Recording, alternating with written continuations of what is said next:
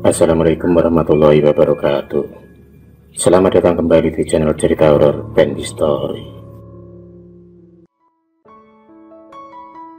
Kisah ini sudah terjadi lama sekali. Kisah saat aku masih kuliah di sebuah perguruan tinggi di kota sebelah. Kota yang lumayan asri dan ramai.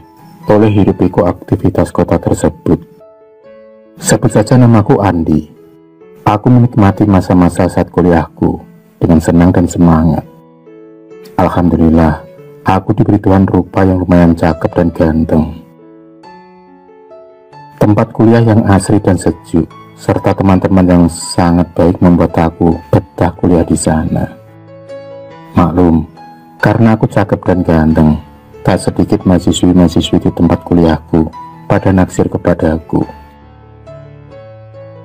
Ada dua gadis yang paling berusaha mendekatiku, dan aku juga menyambut perhatian dari mereka. Salah satunya Siska, gadis manis satu kampus dan malah satu kelas itu sangat perhatian kepadaku. Dia gadis yang anggun dan sopan. Satu lagi Nancy, gadis berambut sebahu, bertubuh seksi, putih dan manis, dan senyumnya luar biasa menghangatkan. Sering dia membawakan sekedar jajan atau snack atau minuman kaleng untukku. Alhamdulillah, banyak yang perhatian kepadaku. Mungkin karena rupaku yang lumayan cakep dan ganteng.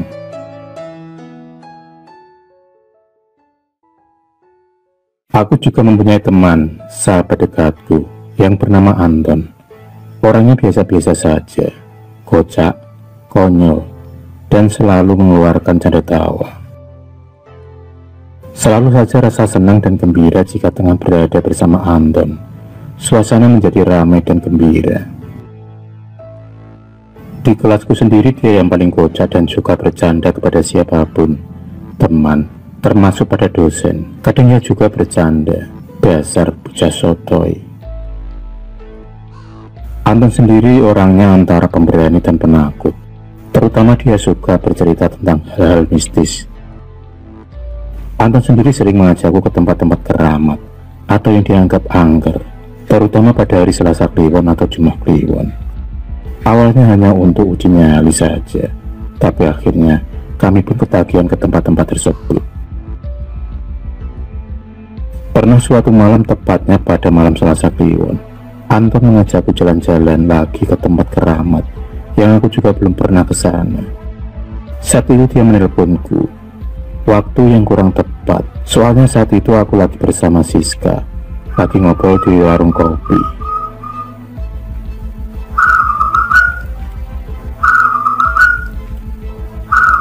Aku pun menolak ajakan Anton dengan alasan yang tepat, dan Anton sendiri mengerti posisiku dan kondisiku yang lagi tengah bersama Siska. Hari pun berganti, dan pada malam itu, tepatnya malam Jumat Kliwon, Anton lagi-lagi mengajakku untuk pergi lagi ke tempat keramat dan angker.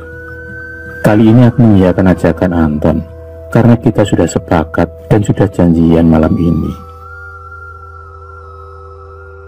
Entah kenapa malam itu Anton dan aku sangat bersemangat untuk pergi ke tempat keramat itu. Sekitar pukul jam 8 malam, kami berdua pun berangkat naik motor kesayanganku.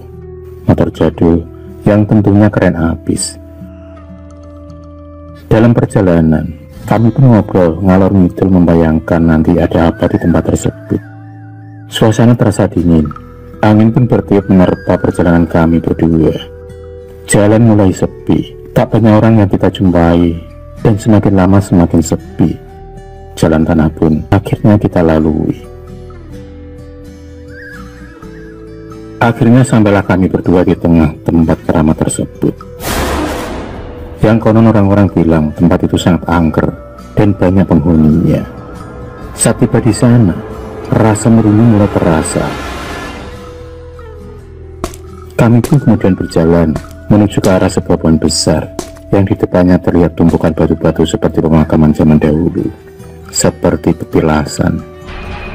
Terlihat pohon besar yang sudah sangat tua, mungkin usianya sudah ratusan tahun, kalau dilihat dari bentuk dan teksturnya.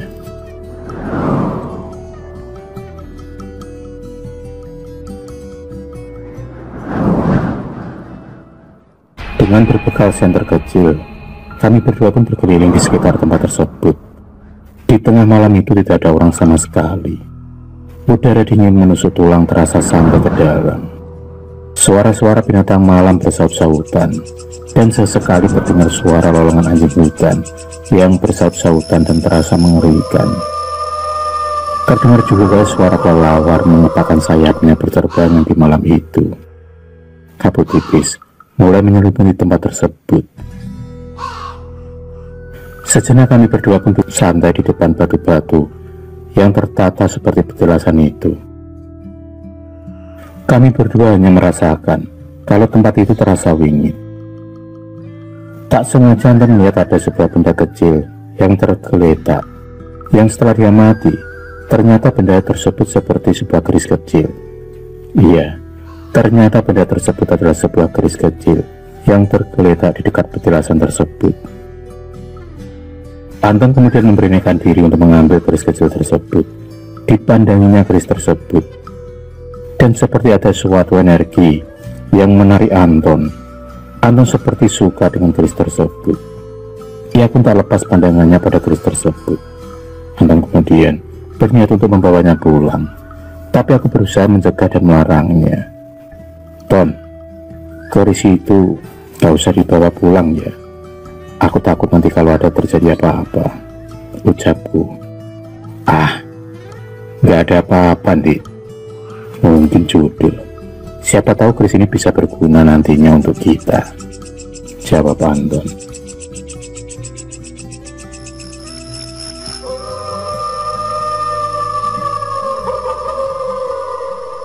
Malam pun semakin larut dan suasana semakin sepi. Kami berdua memutuskan untuk segera pulang dari tempat keramat tersebut karena perasaan yang mulai terasa kurang enak. Aku malah merasakan seperti ada banyak mata yang memandang ke arah kami. Entah itu benar atau tidak, atau hanya perasaanku saja. Wallahu alam, aku juga tak tahu. Kemudian ku nyalakan sepeda motor tuaku. Saatnya kami berdua untuk pulang dari tempat tersebut. Anton kemudian segera naik, membonceng di belakangku. Saat aku mau menjalankan motorku, samar-samar aku seperti mendengar suara-suara aneh. Suara-suara seperti memanggil, tapi tak jelas. Aku berpikir itu hanya perasaanku saja. Aku sempat menoleh ke arah belakang sebelum menjalankan motorku. Akhirnya kami berdua pun meninggalkan lokasi keramat tersebut. Jalan gelap gulita kami tembus dengan lampu sepeda motorku. Sungguh malam yang sepi dan aneh. Soalnya malam itu juga tepat pada malam Jumat Kliwon. Yang konon, kata-kata orang terdahulu, malam Jumat Kliwon adalah malam munculnya para hantu dan makhluk tak kasat mata. Malam pesta para lembut.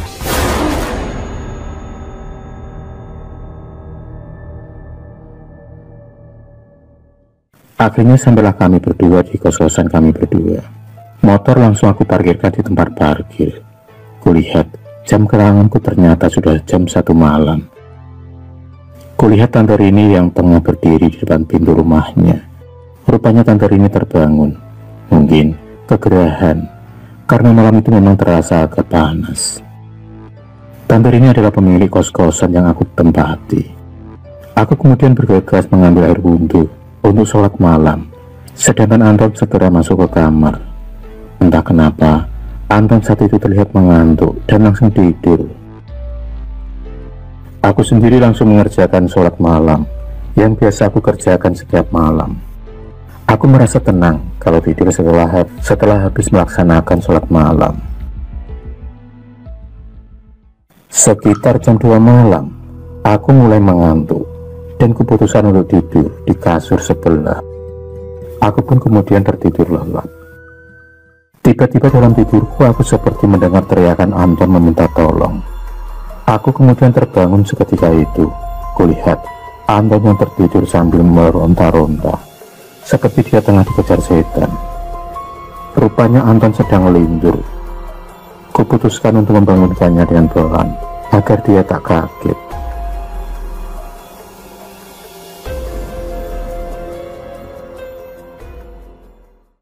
Akhirnya sampailah kami berdua di kos-kosan kami berdua. Motor langsung aku parkirkan di tempat parkir. Kulihat jam keranganku ternyata sudah jam 1 malam. Kulihat Tante Rini yang tengah berdiri di depan pintu rumahnya. Rupanya Tante Rini terbangun. Mungkin kegerahan, karena malam itu memang terasa agak panas. Tante Rini adalah pemilik kos-kosan yang aku tempati. Aku kemudian bergegas mengambil air wudhu untuk sholat malam, sedangkan Anton segera masuk ke kamar. Entah kenapa, Anton saat itu terlihat mengantuk dan langsung tidur. Aku sendiri langsung mengerjakan sholat malam yang biasa aku kerjakan setiap malam. Aku merasa tenang kalau tidur setelah habis melaksanakan sholat malam. Sekitar jam 2 malam, aku mulai mengantuk dan keputusan untuk tidur di kasur sebelah. Aku pun kemudian tertidur lelap. Tiba-tiba dalam tidurku aku seperti mendengar teriakan Anton meminta tolong. Aku kemudian terbangun seketika itu. Kulihat Anton yang tertidur sambil meronta-ronta, seperti dia tengah dikejar setan. Rupanya Anton sedang lindur. Kuputuskan untuk membangunkannya dengan pelan, agar dia tak kaget.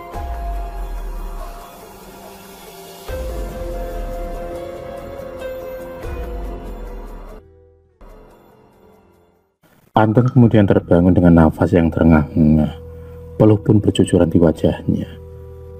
Setelah tenang, aku pun benar bertanya pada Anton, "Ton, kamu mimpi apa?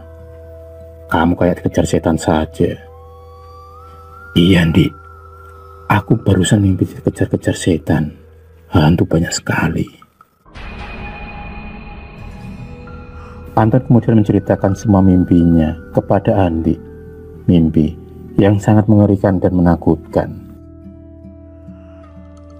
Hari pun berganti, dan setelah kejadian malam itu, berikutnya kami sering diteror oleh sosok-sosok gaib yang menampakkan diri di kamar kami.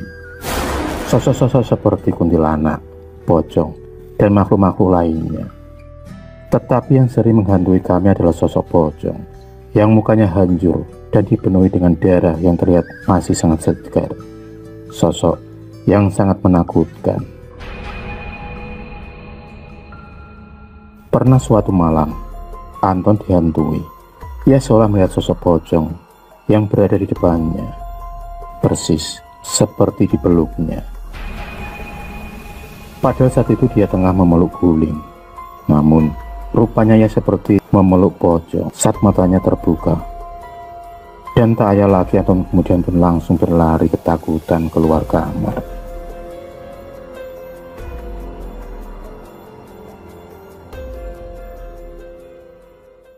Setiap malam kami berdua selalu diteror oleh makhluk-makhluk tak kasat mata itu. Pernah juga aku diteror oleh sosok kuntilanak yang menampakkan diri dengan sosok yang menyeramkan. Tubuhnya penuh luka dan penuh belatung di badannya. Dengan keberanian yang ada, aku langsung membacakan ayat kursi. Beberapa saat kemudian, alhamdulillah sosok tersebut kemudian menghilang. Pernah suatu malam, saat itu aku baru saja pulang kuliah karena ada beberapa tugas dan harus aku selesaikan di kampus, dan juga ada janji ketemu dengan Nancy. Jadi aku pulang agak malam. Saat itu aku sudah di kamar dan kemudian aku ingin mandi. Handuk sudah di pundakku. Tiba-tiba aku mendengar suara teriakan yang asalnya dari kamar mandi. Suara siapa itu? Tapi sebetulnya suara itu aku kenal. Suara itu adalah suara Anton. Aku pun kemudian segera bergegas ke kamar mandi. Dan sesampainya di sana, setelah aku buka pintu, aku melihat Anton yang tengah tergeletak jatuh pingsan di lantai kamar mandi. Aku pun bertanya-tanya, kenapa ini Anton sampai pingsan di kamar mandi? Apa dia mendapat teror lagi seperti malam-malam kemarin? Pikirku di dalam hati.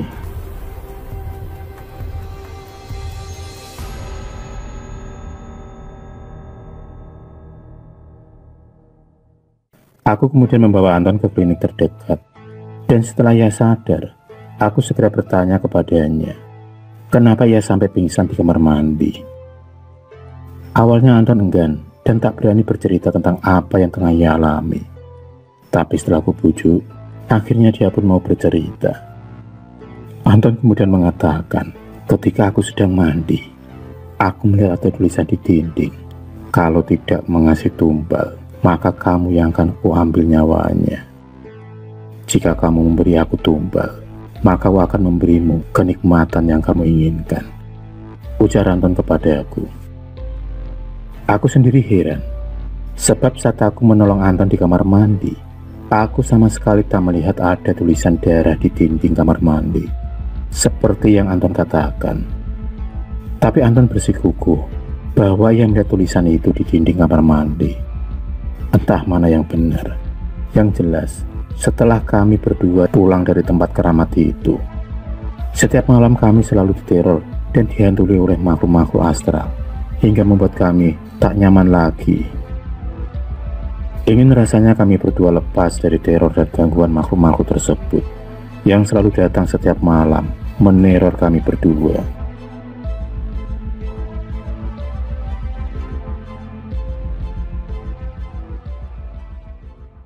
Akhirnya kami berdua memutuskan untuk pergi ke sebuah pondok pesantren, dan kami kemudian menceritakan semuanya kepada Pak Kiai. Kami menceritakan semua dari awal sampai kami diteror setiap malam. Pak Kiai hanya mengangguk-angguk, tanda ia mengetahui apa yang terjadi pada kami berdua. Setelah kami selesai bercerita, Pak Kiai kemudian mengatakan kepada kami, keris yang kalian bawa itu adalah keris yang mereka jaga. Keris itu bisa untuk pesugihan, tapi keris itu juga akan menyesatkan kamu dari jalan Tuhan jika kamu ikuti. Pak Kiai kemudian meminta keris kecil itu, keris yang dibawa Anton. Anton segera memberikan keris kecil itu kepada Pak Kiai. Pak Kiai hanya tersenyum melihat keris tersebut, dan kemudian beliau mulai membacakan doa untuk menetralkan energi jahat yang ada di keris kecil tersebut. Pak Kiai mencoba membuang semua pengaruh jahat yang ada pada keris tersebut. Tak lupa, Pak Kiai juga menetralisir tubuh kami berdua untuk membuang sisa-sisa energi negatif yang menempel di tubuh kami akibat dari keris itu. Beruntung kami berdua bergegas menemui Pak Kiai untuk meminta pertolongan. Kalau tidak, apa yang akan terjadi pada kami berdua? Selamanya mungkin kami berdua akan diteror, dan akan terus diteror sosok-sosok gaib tersebut. Dan parahnya kalau kami berdua sampai mengikuti ajakan mereka, pasti kami berdua akan salah jalan. Pak Kiai mengatakan, kalau keris tersebut sudah banyak menyesatkan orang untuk pesugihan. Mereka rata-rata tersesat karena energi negatif yang ada pada keris tersebut, yang selalu meminta tumbal nyawa. Hanya orang-orang yang kurang beriman dan putus asalah yang mudah terkena godaan dan bujukan rayu setan. Bujukan harta yang melimpah secara instan, padahal dengan jalan yang salah dan sesat. Rupanya keris tersebut sudah banyak memakan korban, tumbal-tumbal nyawa yang telah ditumbalkan demi pesugihan sesat. Banyak nyawa yang telah berjatuhan di jalan kesesatan. Semoga kita selalu dalam lindungan Allah Subhanahu wa Ta'ala dari godaan setan-setan yang terkutuk, yang selalu berusaha untuk menggoda umat manusia agar berjalan di jalan yang salah.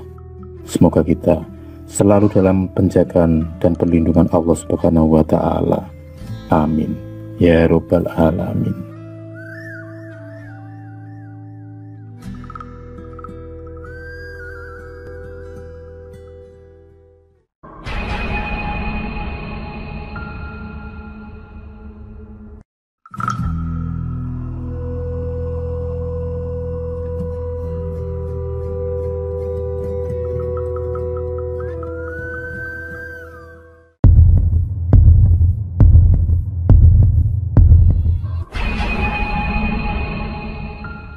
Terima kasih sudah menonton video cerita bergambar ini.